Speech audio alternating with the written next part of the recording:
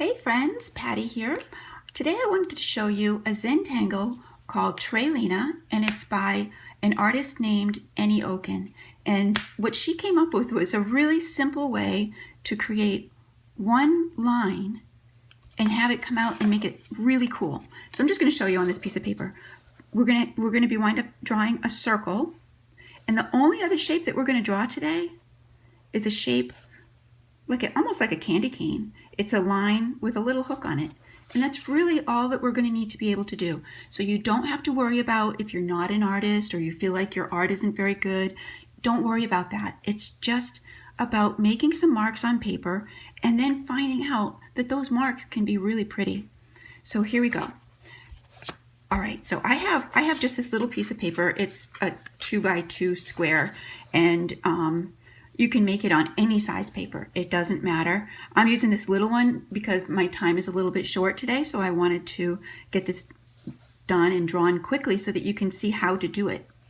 And I'm just using a micron pen, but you can use any pen. If you don't have a pen, you can use a pencil. If you don't have paper, use the back of a cereal box or something like that. Anything will do. Anything will do. So we're going to start by drawing a circle, sort of in the center. And my circle, it's not a perfect circle. Yours doesn't have to be either. And then we're going to draw that line with a little hook. We're going to point that line up towards the corner.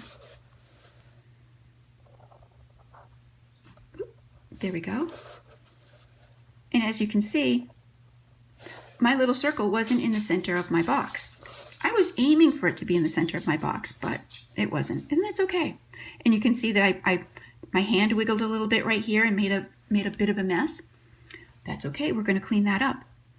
So we're going to start on the tip of that candy cane line.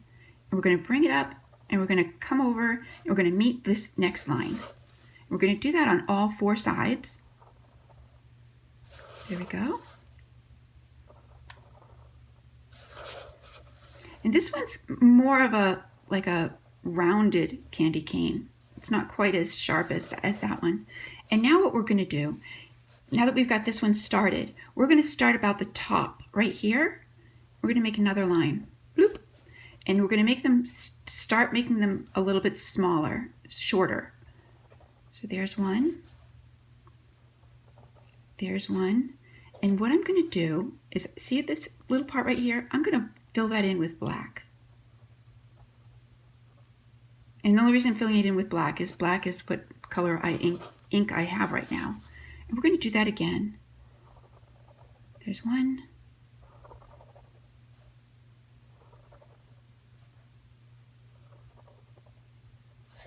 And see how they're just getting very subtly smaller. Not by a lot, but just a little bit. And I fill in that spot. Can you see what's happening?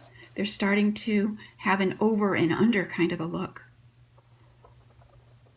There we go.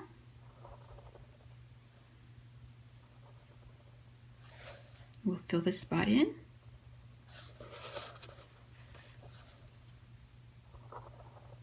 All using just this one line.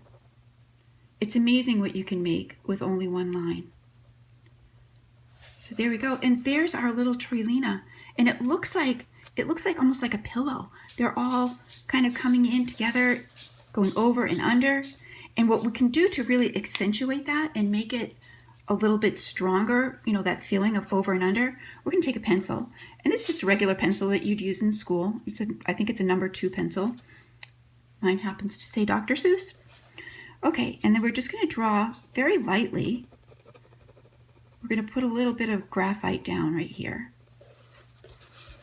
Look at that. Doesn't that look like a shadow? So it really makes that illusion that we've got over and under.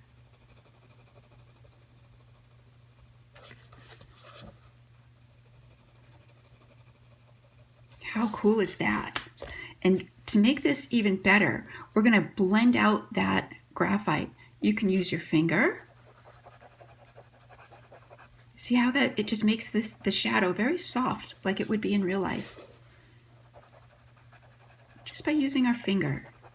You can also use a blending stump like this one. This one I purchased, I think, on Amazon. And you can do the same thing with a blending stump. You have more precision with this, but it's not something you have to go out and buy because you have a digit on the end of your hand called a finger. There we go. I'm just going to do that a little bit more.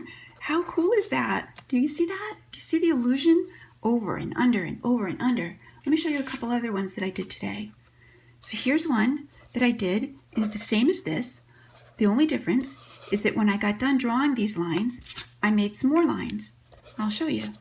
We just go right here and we make them smaller and smaller and smaller. And it just gives you the illusion that this pillow has some longer edges.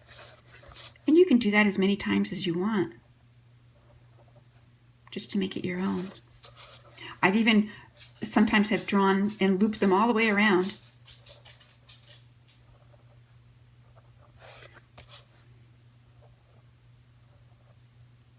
It amazes me what you can do with a pencil and a pen and a piece of paper.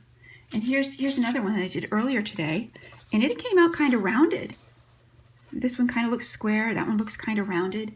And then I did this one earlier too. And this one, I just took my pen and I filled in some areas and I made some stripies.